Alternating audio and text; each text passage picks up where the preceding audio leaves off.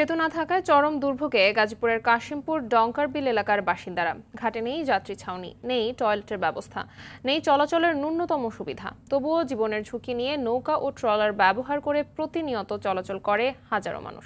অভিযোগ আছে বাড়তি ইজারা আদায়ের। গাজীপুর থেকে আজহারুল হকের তথ্যছবিতে জানাচ্ছেন ইমরুল কায়েস।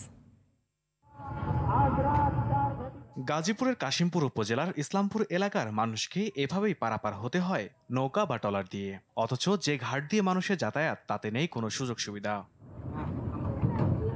কাশিমপুর নাওজোরের এই পথ যেন এক জনভোগান্তির নাম। হাজার হাজার মানুষের যাতায়াত এই ঘাট ব্যবহার করে, অথচ ঘাটে নেই যাত্রীর ছাউনি, নেই পাবলিক টয়লেট।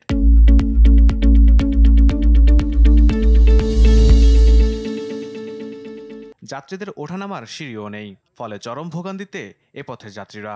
বৃষ্টি হলে তো কথাই নেই, পিছলে পড়ে আহত হন অনেকে। নামতেছি তো উঁচাও, তখন তো পানি ছিল না, অনেক কম পানি। ওই নিচে মানে কেমনে যে পা পরিষ্কার করে নিজে করতে পারি নাই, মানে হঠাৎ করে পিছলে পড়েছি। তাও অনেক পিছলে আমরা পড়ে যাওয়ার সম্ভাবনা আসছিল, কিন্তু বৃষ্টি হইলে আমরা পড়ে যেতাম যেভাবে উঠছি। স্বাধীনতার 50 বছর পরও ডঙ্কারবিল এলাকায় সেতু না থাকায় দুর্ভোগে সাধারণ মানুষ।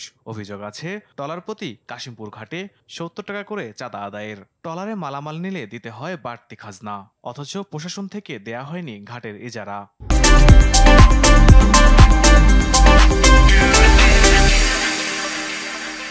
না আছে সুযোগ সুবিধা, না আছে টয়লেট, না আছে সিঁড়ি। আমরা ভাড়া ঠিকই দিচ্ছি, এরা ডাকের টাকা ঠিকই নিচ্ছে। আমরা কি সুবিধা পাচ্ছি? কিছুই পাচ্ছি না।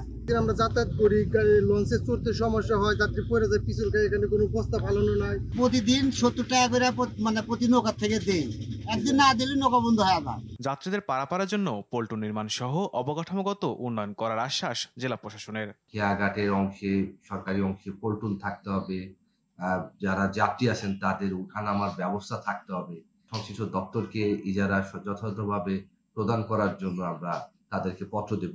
কারণ সরকারি রাজস্ব ছাড়া এই ধরনের ইজারা বিহীনভাবে খেয়াঘাট চললে এটা সরকারের রাজস্ব বঞ্চিত হবে। ইমরুল কায়েস, RTV।